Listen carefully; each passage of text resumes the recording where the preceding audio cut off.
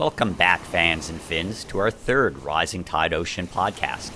While we remain sheltered in place or carry out essential work to fight the COVID-19 disease, let's also think about what we can do to fight the other major and related threats we face on an ever warmer, more crowded planet.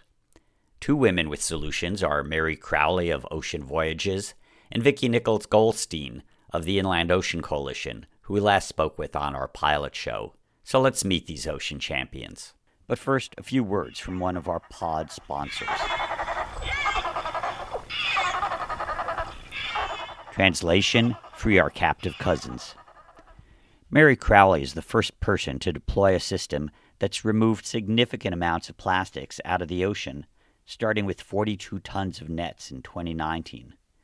She now plans to remove at least 400 tons in 2020.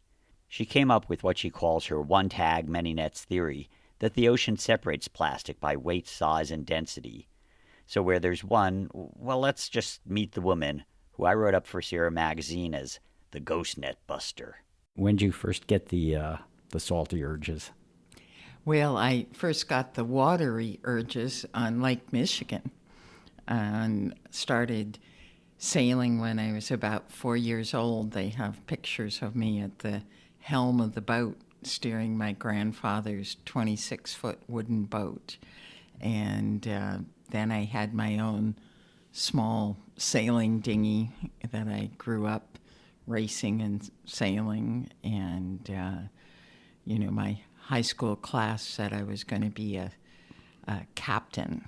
Right after college, moving to Sausalito, and started teaching sailing, and then I got involved in doing boat deliveries, and that took me from being a crew and learning to navigate to being a captain. Over the years, having always cared a great deal about ocean conservation, I started hearing so many tales of people sailing in the South Pacific or off of Italy or between California and Hawaii, and suddenly finding themselves amongst all of this plastic garbage. And, I had these experiences myself, but I also had people from all over telling me of their experiences. And then as you read about it, there'd be, comments about, oh, well, this problem is so large that there's no way of solving it. And I guess my Irish background or something, I never think that there's no way of doing something. After that, I developed a think tank of naval architects and marine engineers and fishermen and oceanographers, because it was my own belief that we had the right equipment in the maritime industry to clean up, that we just needed to adapt and innovate with our existing equipment, so that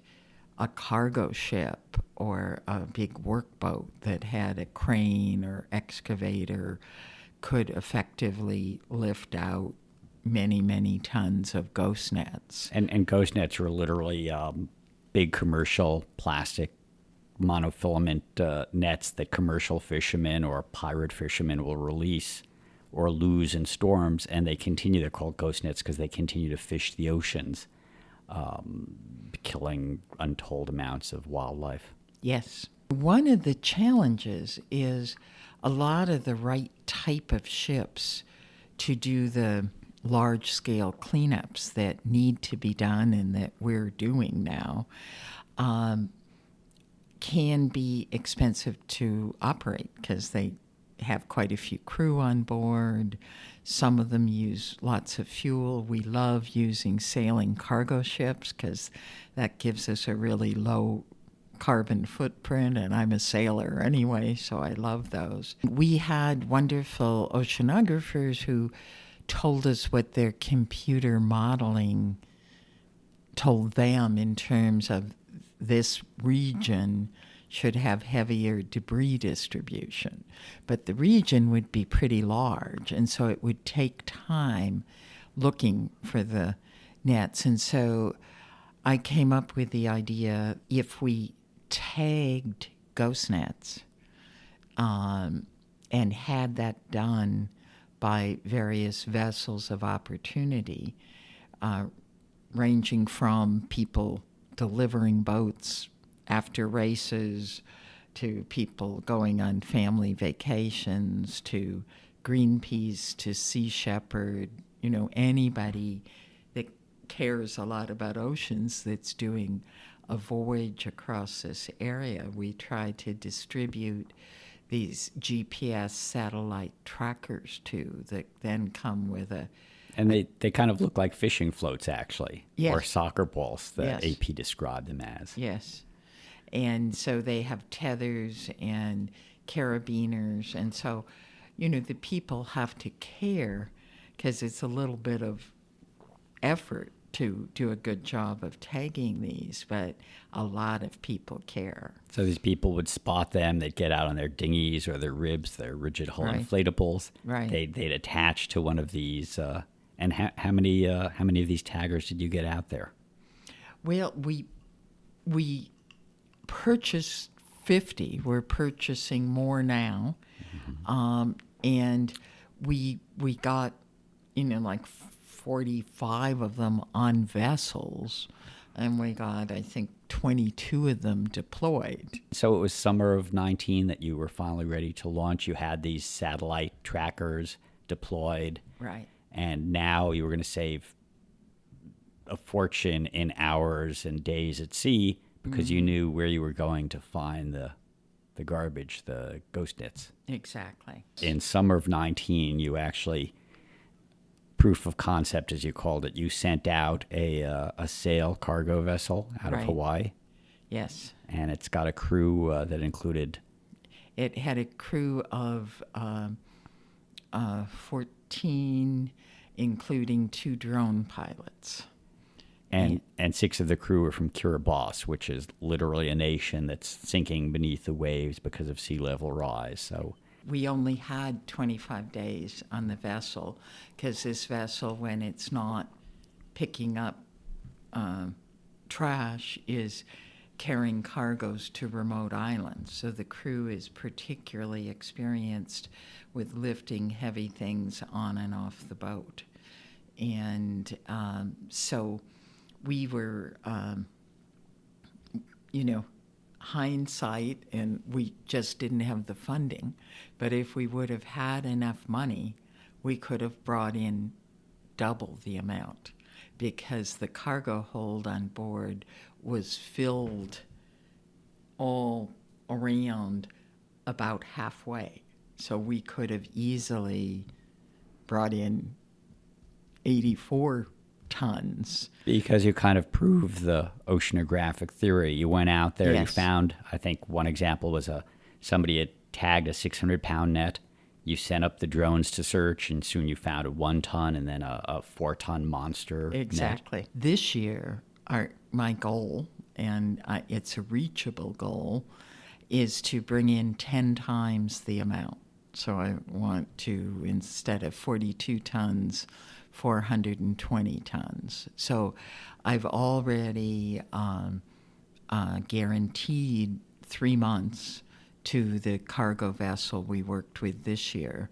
But I have 3 other vessels that would like to work with us. It was such an honor to work with the wonderful crew on Kauai, the ship. I mean, And how does the crew feel about being garbage collectors instead of delivering goods? What was their they attitude? loved it. Yeah. I mean, the owner, captain of the ship, Brad Ives, was one night because they didn't have the kind of internet capability to bring up the maps that I have on my computer of all the location of our trackers. So I was texting them locations, and late one night, Brad said, of all my seagoing career, this is probably the proudest job I've ever done. All the crew were so happy. I mean, they'd worked incredibly hard, but I think everybody felt the importance of their work, and they felt they were on a mission that can be expanded and replicated and can really save our ocean. Well, I have a fisherman friend that calls me up about 5 times a week saying, what can I do now? How can I help? I really want to be part of your expedition. I'll help you raise money. Because people say, I've spent my life taking things out of the ocean, and now I want to devote myself to taking this bad stuff out of the ocean to make the ocean a healthier environment. I mean, the people on the ocean really get the urgency of the issue. And I think that our cleanups, if we manage to do a good job with articles and lectures and film, we'll be educating people about what's going on, which will touch their hearts and create changes. I mean, one of the things I love about the whole plastics issue, it's an issue that everybody can be part of the solution. I really think it's, the years that I got to spend 8 or 9 months a year at sea that have fueled the energy I have to do this work. Because, I felt so happy when we were unloading all of this toxic debris from the ocean and getting rid of it. It will never be back there. And, we're going to do it on bigger and bigger scales, and we're going to help people around the world. And I hope everybody will help us in whatever ways they can, by changing their behaviors, by contributing money, by educating other people around them. Our website we're going to be eventually revamping, but it has some great film clips. And what is your website? It's oceanvoyagesinstitute.org.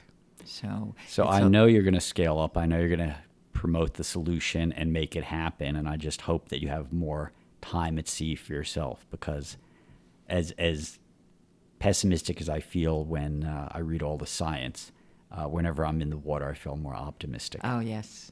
No, that's it. The ocean is such a source of life. Inspired yet? Like I say in my book, 50 Ways to Save the Ocean, everything we do every day can help save the seas around us.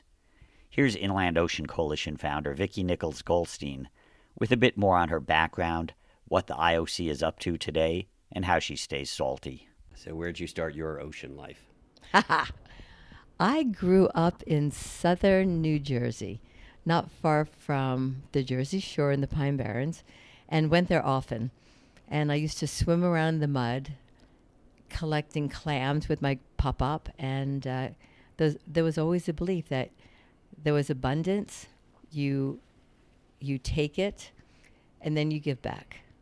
And that was the concept of my ocean conservation beginning. And this was on the Jersey Shore. On the Jersey Shore. I was just there flipping horseshoe crabs over. The ones that get turned over upside down. And you flip them right side up, and there's thousands of them going in and out of the water. I love those horseshoe crabs.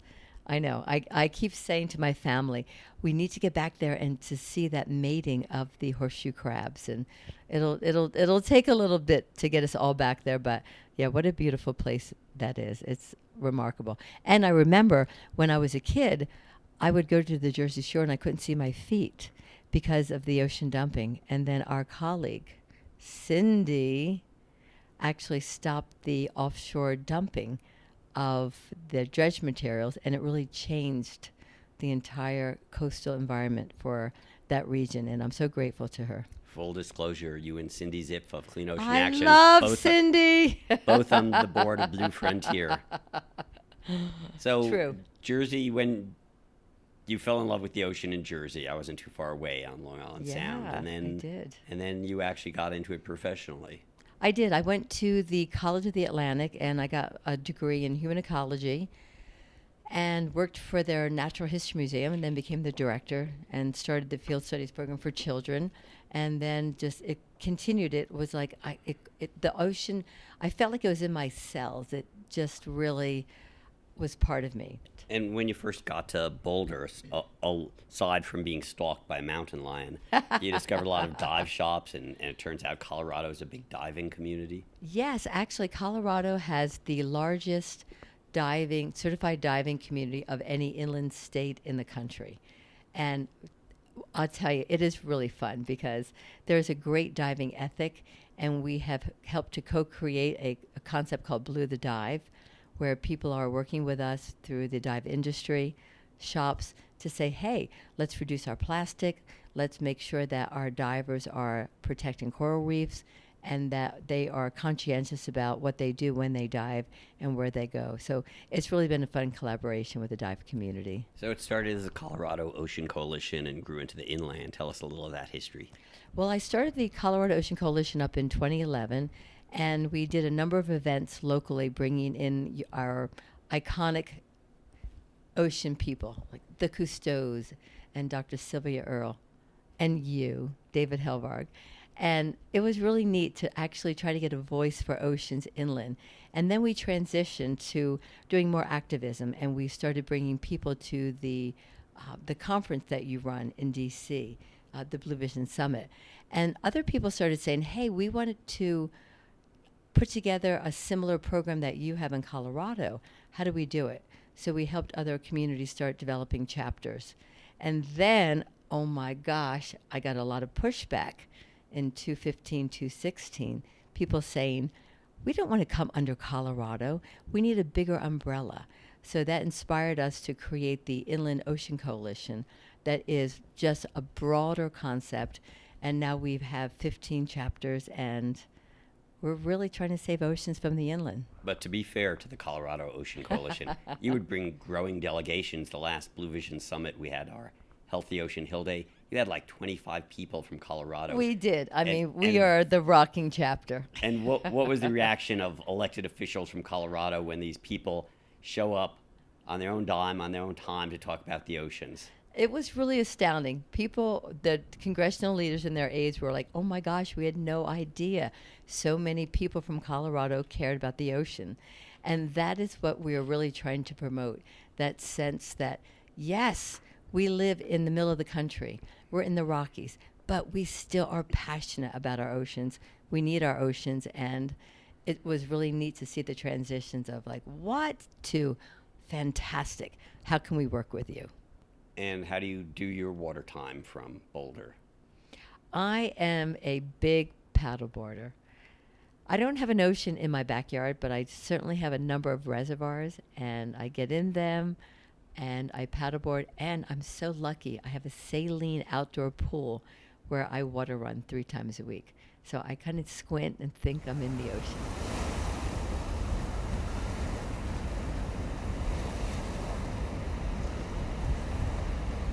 Hi, my name's Elise Landon. I live on the beach in San Diego, and I'm the first listener to subscribe to Rising Tide. Special thanks to Blue Frontier, Studio K May, and Ocean Conservation Research for making Rising Tide possible.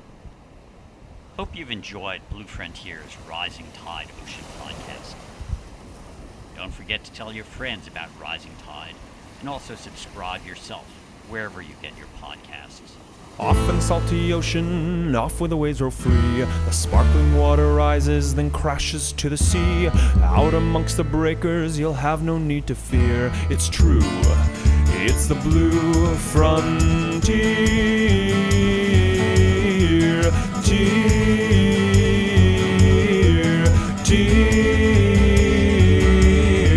Off in the salty ocean, off to the Blue Frontier.